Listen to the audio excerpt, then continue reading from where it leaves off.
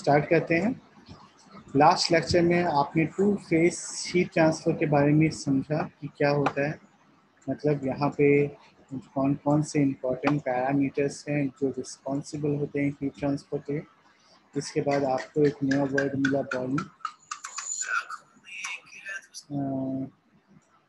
Boiling, एक नया word मिला और यहीं पे हमने दो वर्ड्स पढ़े थे, इवापोरेशन एंड वेपोराइजेशन।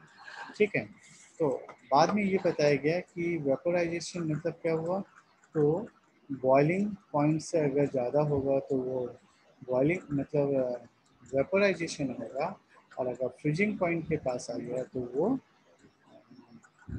कंडेंसेशन होगा। एक्चुअली हाँ, कंडेंसेशन होगा। ठीक है, इसी के बाद हमने पूल बॉइलिंग पढ़ा था, देन फोर्स बॉइलिंग, सब पूल और सैचुरेटेड बॉइलिंग। आज का जो आपका टॉपिक है वो है बॉइलिंग रेजिन। तो बॉइलिंग रेजिन समझने के लिए आपको कुछ बेसिक चीज़ें याद रखनी है। बेसिक चीज़ें क्या क्या हैं?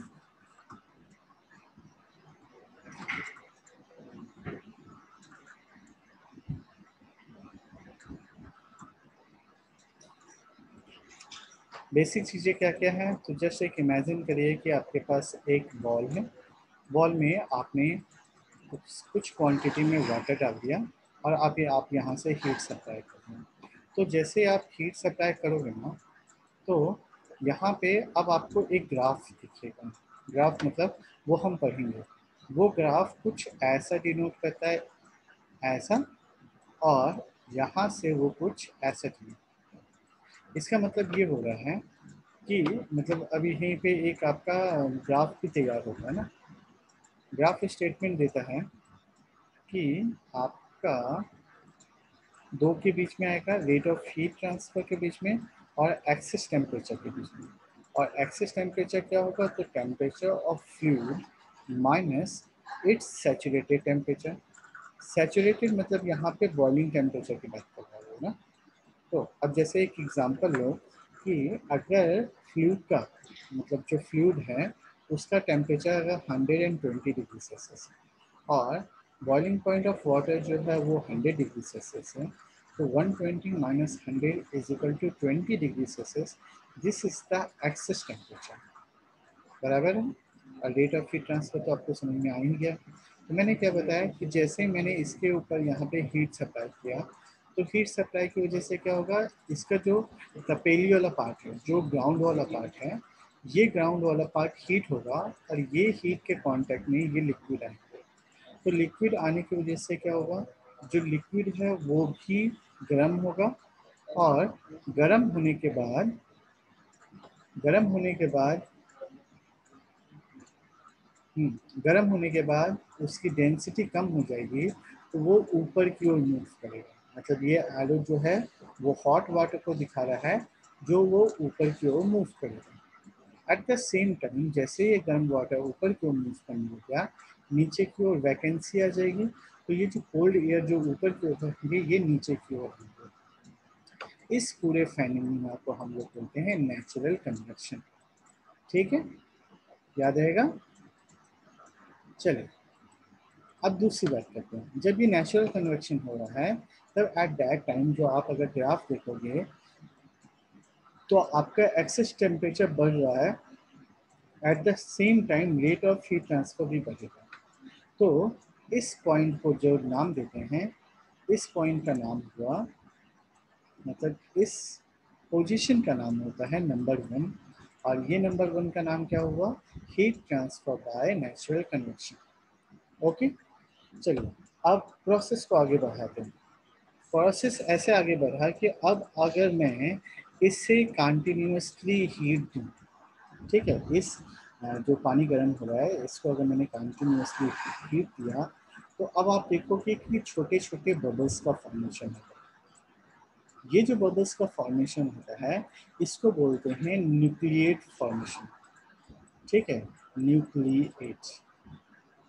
अब ये न्यूक्लिएट जो है वो एक्चुअली मतलब bad conductor of heat transfer है, क्योंकि आपको ऑब्जर्व होगा कि ये जो न्यूक्लिएट हैं ये हीट ट्रांसफर में कोई रोल प्ले करते नहीं हैं क्योंकि अंदर में वैकेंसी होती है, तो इस वजह से जनरली न्यूक्लिएट का फॉर्मेशन करने के लिए मना किया गया है।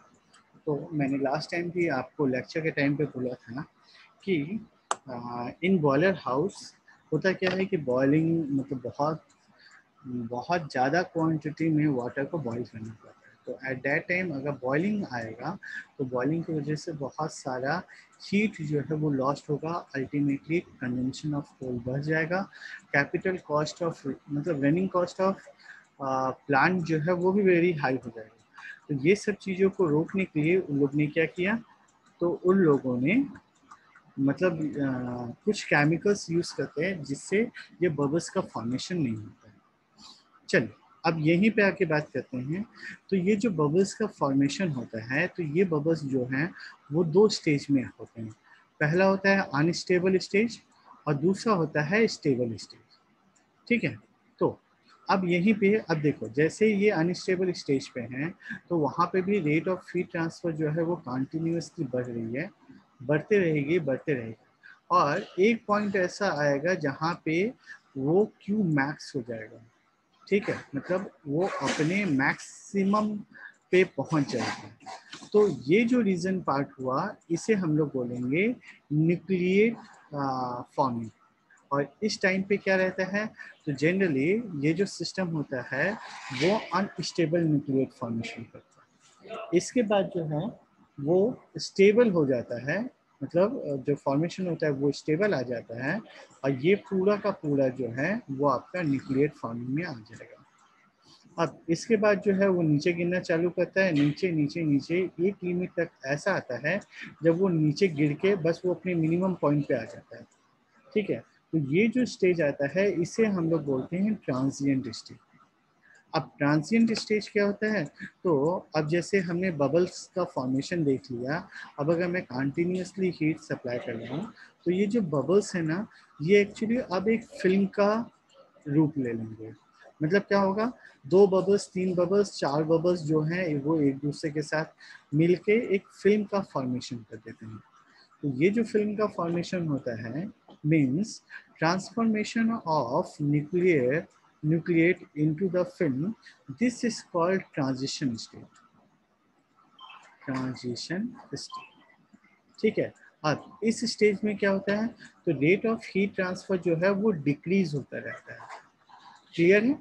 अब डिक्रीज होने के बाद वो एक ऐसी पोजीशन पे आएगा जहाँ पे पूरा का पूरा जो है ये जो फिल्म है ये पूरे के पूरे उसके सरफेस पे चिपक जाएगा।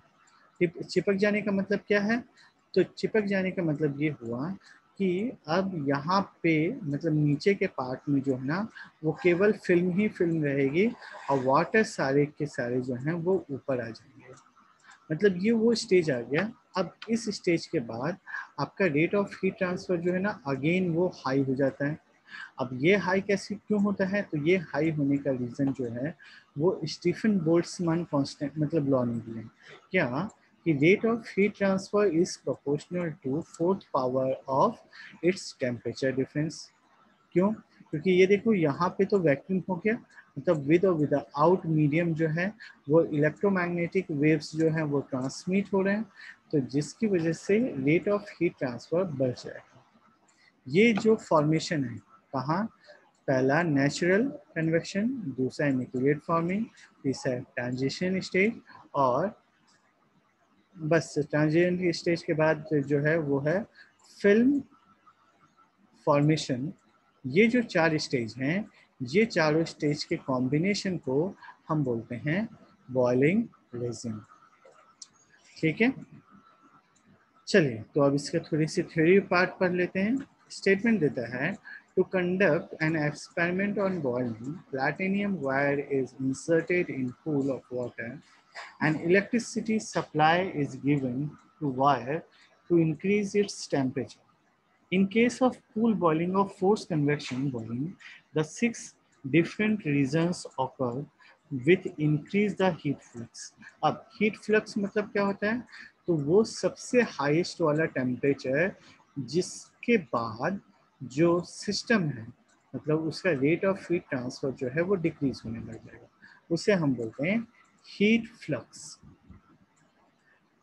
ठीक है। तो the different regions of boiling as shown in figure where heat flux Q is plotted with respect to excess temperature। तो हम लोग डेल्टा ई टी जो है, जो लास्ट टाइम हमने यहाँ पे पढ़ा था, ये देखो हीट फ्लक्स मतलब क्या हुआ, तो डेल्टा मतलब H into delta T E होता है, ठीक है। अब देखिए पहला रीजन क्या है, तो मैंने आपको पहले बताया फ्री कन्वेक्शन है, मीन्स क्या हुआ, हीट सप्लाई किए तो हीट सप्लाई करने की वजह से जो है वो उसमें डेंसिटी में डिफरेंस आएगा और ये डेंसिटी डिफरेंस की वजह से हीट का ट्रांसफॉर्मेशन होगा। अब वो ट्रांसफॉर्मेशन कैसे होता है, तो ये देखो ये पहला वाला जो एग्जांपल है वो दिखा है, कोल्ड फ्लूइड नीचे की ओर आएगा और हॉट फ्लूइड जो है वो ऊपर की ओर जाएगा, तो इसे हम बोलेंगे नेचुरल कन्वेक्शन, ठीक है। चलिए दूसरा जो स्टेट है वो है nucleate boiling.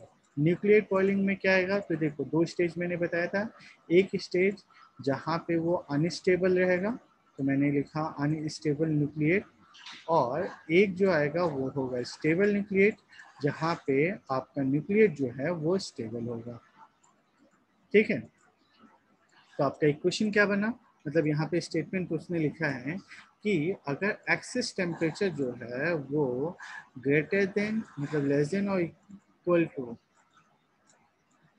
Greater than equal to 5 degree Celsius होगा, तो फिर हम इसको बोलेंगे फ्री कन्वेक्शन बॉइलिंग। अब आता है न्यूक्लिएट, तो न्यूक्लिएट में मैंने आपको दो पहले बता दिया कि अनस्टेबल न्यूक्लिएट होता है और स्टेबल न्यूक्लिएट होता है। तो अनस्टेबल और स्टेबल कब आता है कि अगर 5 डिग्री से ज़्यादा होगा और 30 डिग्री से कम होगा, देन आफ्टर यू से it is the unstable and stable nucleate boiling, ठीक है। और इसी टाइम पे इसने बताया है कि the nucleate boiling is a process in which maximum amount of heat transfer as seen in equation figure from 1, that Q increases with increase in excess temperature and reaches the maximum point C. This maximum value is called as critical heat flux, ठीक है। तो इसे बोला गया है nucleate boiling. अब nucleate के बाद क्या आया, तो आया तीसरा ट्रांजिएंट बॉइलिंग। ट्रांजिएंट मतलब क्या हुआ, तो मैंने आपको बताया कि transformation of nucleate boiling into a film boiling, and it is called transient boiling। अब ये ट्रांजिएंट बॉइलिंग की कंडीशन क्या होगी, more than 30 degree Celsius and less than 120 degree Celsius, तब हम उसको बोलेंगे फिल्म बॉइलिंग। अब फिल्म बॉइलिंग के बाद एक स्टेज आता है जिससे हम लोग लेडर फॉरेस्ट पॉइंट बोलते हैं, जिसके बाद आपका नीचे का जो पूरा का पूरा सरफेस है वहाँ पे पूरा का पूरा जो है एक फिल्म की तरह बन जाता है, और ये फिल्म में यहाँ पे कोई भी मतलब मीडियम नहीं है, और ये इलेक्ट्रोमैग्नेटिक वेव्स ऊपर की ओर फ्लो कर रहे होते हैं, तो इसलिए हम बोलते हैं ये हीट ट्रांसफर बाय रेडिएशन हो रहा है, इसलिए रेट ऑफ हीट ट्रांसफर जो है वो बढ़ जाता है 4th power of temperature difference के, ठीक है। ये देखो इसके सारे के सारे उन्होंने डायग्राम दिया है। जो पहला रीजन होगा, मतलब मैं जस्ट यहीं पे बना रहा हूँ, पहला रीजन जो होगा वहाँ पे डायरेक्टली प्रोपोर्शनल है, दूसरे रीजन तक वो ऊपर तक जाएगा, और उसके बाद जो है वो एक्चुअली यहाँ तक जाएगा, और उसके बाद वो ट्रांजिएंटली नीचे आएगा, और जहाँ स्टेबल मतलब फिल्म का फॉर्मेशन चालू होगा तो वहाँ से वो अगेन ऊपर की ओर बढ़ जाएगा।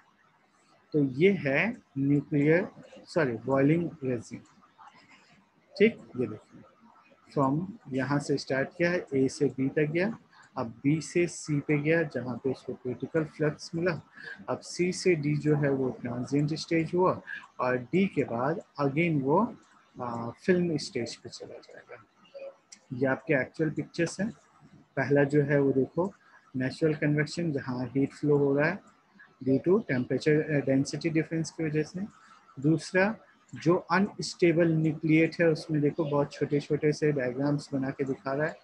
अब मतलब अनस्टेबल से वो स्टेबल हो रहे हैं, तो स्टेबल बबल रेजिम्स हैं। अब ये जो बबल्स हैं अब ये क्या कर रहे हैं, फिल्म का फॉर्मेशन कर रहे हैं। तो आप यहाँ पे ये स्टेटमेंट भी दे सकते हो कि फिल्म भी जो है वो दो टाइप में हुई, पहला अनस्टेबल फिल्म और दूसरा जो है वो स्टेबल फिल्म है। और अल्टीमेटली ये स्टेबल फिल्म्स जो एक दूसरे से कंबाइन हो जाएंगे तो ये एक लार्ज मतलब एक क्या बोलते हैं, ब्लॉकर टाइप का काम करेगी, जो हीट को डायरेक्टली वाटर के साथ इंटरेक्ट नहीं होने देगी। ठीक है, तब यहाँ पे आपका डेफिनेशन का पार्ट आ गया कि क्रिटिकल हीट फ्लक्स क्या होता है। तो a point C on the curve where the maximum heat is reaches, it occur at around 35 degree Celsius. 35 मतलब 135 degree Celsius. After this point Q start to decreases, मतलब rate of heat transfer जो है decreases होने लग जाएगा। This heat flux is called critical heat flux QCR, and axis temperature is called critical axis temperature. So delta TE and CR, at this point the temperature may exceed the melting point of wire, thus it is also called a burn out point. ये आपको याद रखना है। ठीक है, आज के लिए इसको अपन यहीं पे कंप्लीट करते हैं। नेक्स्ट टाइम पे मिलेंगे तो आगे बढ़ेंगे। किसी को कोई